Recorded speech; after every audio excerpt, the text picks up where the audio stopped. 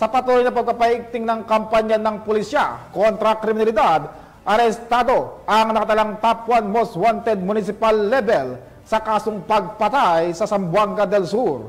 Magbabalita dyan si Patrolwoman Joyce Franco. Arestado ang isang top 1 most wanted person municipal level sa kasong murder sa isinagawang joint law enforcement operation ng Labangan Municipal Police Station kasama ang CIT Jensen RIU-12, RSOG-12, RID-12 Tracker Team Bravo sa Purok Soriano, Barangay Sinawal, General Santos City. Nito lamang ikadalawa ng Hulyo taong kasalukuyan. Kinilala ni Police Major Jonar G. Yap, Acting Chief of Police ng Labangan MPS, ang naarestong suspect na si alias Gio, isang top 1 most wanted person, 35 anyos, residente ng Purok 4, Barangay Sinaging Ramon Magsaysay, Zamboanga del Sur. Ang suspect ay arestado sa bisa ng warrant of arrest na may criminal case number 17789-2K24 na inisyo ni Honorable Dennis Bicoy, presiding judge ng RTC Branch 20, 9th Judicial Region, Pagadian City, Zamboanga del Sur sa kasong murder na may inirekomendang piyansa. Ito ay kasalukuyang nasa kustodiya ng General Santos Police Station 2 para sa tamang disposisyon. Patunay lamang na ang pambansang pulisya, katuwang iba't ibang ahensya ng gobyerno ay patuloy sa pagpapatupad ng kanilang sinumpaang tungkulin kontra kriminalidad na naaayon sa agenda ng gobyerno na itaguyod ang kaayusan at kaligtasang pampubliko, kapayapaang seguridad at magkaroon ng maunlad na isang bagong Pilipinas. Mula dito sa Zamboanga Peninsula, ako ang inyong PNN Correspondent Patrolwoman Joyce Franco,